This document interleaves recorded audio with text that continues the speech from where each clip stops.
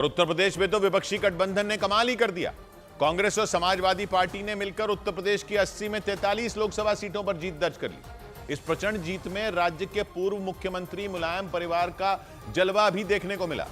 इस चुनाव में राज्य की 5 लोकसभा सीटों पर मुलायम परिवार के लोगों ने चुनाव लड़ा और उनमें कन्नौज, मैनपुरी, आजमगढ़, बदायूं और फिरोजाबाद शामिल हैं। कन्नौज से अखिलेश यादव और मैनपुरी से उनकी पत्नी डिंपल यादव ने चुनाव लड़ा और दोनों ने अपनी अपनी सीट पर बम्पर जीत दर्ज की।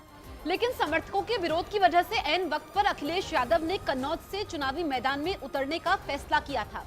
कन्नौज से तो अखिलेश यादव ने मतदान से ठीक पहले चुनाव लड़ने का ऐलान कर सबको चौंका दिया था, जबकि इस सीट से उन्होंने पहले अपने चचेरे भाई तेज प्रताप यादव को टिकट दी थी, जो सही साबित हुआ। उन्होंने 1.5 लाख से ज्यादा वोटों के अंतर से बीजेपी के उम्मीदवार सुब्रत पाठक को पटकनी दे दी। चुनाव प्रचार के दौरान भी अखिलेश यादव ने यूपी में ऐतिहासिक जीत का दावा किया था और हुआ भी बिल्कुल वैसा ही। हालांकि 2019 में डिंपल यादव इसी सीट से सुब्रत पाठक से करीबी मुकाबले में हार गई थी, जबकि कन्नौज लोकसभा सीट समाजवादी पार्टी का गढ़ मानी जाती थी। और कन्नौज की तरह मुलायम सिंह यादव की बहू डिंपल यादव ने उत्तर प्रदेश की मैनपुरी लोकसभा सीट पर बड़ी जीत दर्ज की। उन्होंने बीजेपी के जयवीर सिंह को करीब 2 लाख वोट के अंतर से करारी मात दी। मतलब मैनपुरी में डिंपल यादव का जादू लोगों के सिर चढ़कर बोला। जबकि नतीजों से पहले यह दावा किया जा रहा था कि इस सीट पर बीजेपी के जयवीर सिंह और डिंपल यादव के बीच कांटे की टक्कर होगी, लेकिन नतीजे आने के बाद यह साफ हो गया कि डिंपल यादव के सामने जयवीर सिंह कहीं टिके ही नहीं। पिछले चुनाव में मुलायम सिंह यादव ने मैनपुरी लोकसभा सीट पर जीत दर्ज की थी। उनके निधन के बाद डिंपल यादव इस सीट से सांसद चुनी गई थी। इस बार भी अखिलेश यादव ने उन्हें इसी सीट से चुनावी मैदान में उतारा। हालांकि मैनपुरी समाजवादी पार्टी का गढ़ माना जाता है। इसके बाद भी चुनाव प्रचार में डिंपल यादव ने अपनी पूरी ताकत झोंक दी थी। उनकी बेटी अदिति यादव ने तो अपनी मां को चुनाव जिताने के लिए प्रचार की कमान संभाल ली थी। इसके लिए वो लंदन से अपने कॉलेज से 1 महीने की छुट्टी लेकर आई थी। लेकिन इस सीट पर बीएसपी ने इटावा से विधायक रहे शिव प्रताप यादव को टिकट देकर मुकाबला त्रिकोणीय बना दिया था, क्योंकि वो भी यादव समुदाय से आते हैं और इसीलिए यादव समुदाय के वोटरों के छिटकने का खतरा बना हुआ था। हालांकि ऐसा हुआ नहीं और डिंपल यादव ने इस सीट पर करीब 2 लाख वोटों के अंतर से जीत दर्ज कर ली। और मैनपुरी की तरह आजमगढ़ लोकसभा सीट पर भी मुलायम परिवार से आने वाले धर्मेंद्र यादव ने बड़ी जीत दर्ज की। उन्होंने बीजेपी के उम्मीदवार और भोजपुरी फिल्मों के एक्टर दिनेश लाल यादव उर्फ निरहुआ को 1.5 लाख से ज्यादा वोटों के अंतर से हरा दिया। जबकि निरहुआ 2022 में इसी सीट पर हुए उपचुनाव में धर्मेंद्र यादव को हरा चुके हैं, लेकिन इस बार धर्मेंद्र यादव ने अपनी उस हार का बदला लेते हुए उन्हें करारी मात दी। पिछले चुनाव में आजमगढ़ लोकसभा सीट से अखिलेश यादव ने चुनाव लड़ा था। उस चुनाव में भी दिनेश लाल यादव उर्फ निरहुआ बीजेपी के उम्मीदवार थे, लेकिन उन्हें अखिलेश यादव के हाथों हार का सामना करना पड़ा था। हालांकि अखिलेश यादव के सीट छोड़ने के बाद आजमगढ़ पर बीजेपी का कब्जा हो गया था, लेकिन इस बार आजमगढ़ के वोटरों ने उन्हें नकार दिया।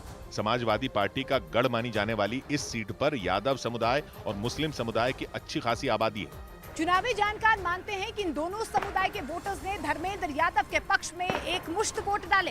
हालांकि निरहुआ भी यादव समुदाय से आते हैं, यहाँ तक कि उनके समर्थन में प्रधानमंत्री नरेंद्र मोदी ने भी वहां रैली की थी। लेकिन इसके बावजूद अखिलेश यादव की रणनीति के आगे बीजेपी वहां ढेर हो गई और निरहुआ को धर्मेंद्र यादव के हाथों हार का सामना करना पड़ा। और उत्तर प्रदेश की फिरोजाबाद लोकसभा सीट भी मुलायम परिवार के खाते में चली गई। इस सीट पर रामगोपाल यादव के बेटे अक्षय यादव ने बीजेपी के उम्मीदवार विश्वदीप सिंह को करीब 90,000 वोटों के अंतर से हरा दिया। पिछली बार इस सीट पर बीजेपी का कब्जा था, लेकिन इस बार मुलायम परिवार से आने वाले अक्षय यादव ने फिरोजाबाद लोकसभा सीट बीजेपी से छीन ली। वैसे 2014 के चुनाव में अक्षय यादव इस सीट से सांसद चुने जा चुके हैं, लेकिन 2019 में फिरोजाबाद में उन्हें करारी हार मिली थी। उस दौरान ये दावा किया गया था कि मुलायम सिंह यादव के छोटे भाई शिवपाल यादव के झगड़े की वजह से फिरोजाबाद सीट समाजवादी पार्टी के हाथों से निकल गई थी, क्योंकि 2019 के लोकसभा चुनावों से ठीक पहले शिवपाल सिंह यादव ने प्रगतिशील समाजवादी पार्टी के नाम से एक अलग पार्टी बना ली थी। और तो और वो फिरोजाबाद से ही अक्षय यादव के खिलाफ चुनावी मैदान में उतर गए थे। माना यह गया था कि शिवपाल यादव और अक्षय यादव के बीच समाजवादी पार्टी के वोटर बंट गए थे। उसकी वजह से बीजेपी के चंद्रसेन यादव ने बाजी मार ली थी। लेकिन इस बार शिवपाल यादव अपने भतीजे अक्षय यादव के साथ हैं और उन्होंने उनके लिए वहां प्रचार भी किया था। माना जा रहा है कि इसी वजह से इस बार अक्षय यादव ने बीजेपी के विश्वदीप सिंह को मात दे दी। और उत्तर प्रदेश की फिरोजाबाद लोकसभा सीट की तरह ही मुलायम परिवार ने बदायूं में भी जीत का परचम लहरा दिया।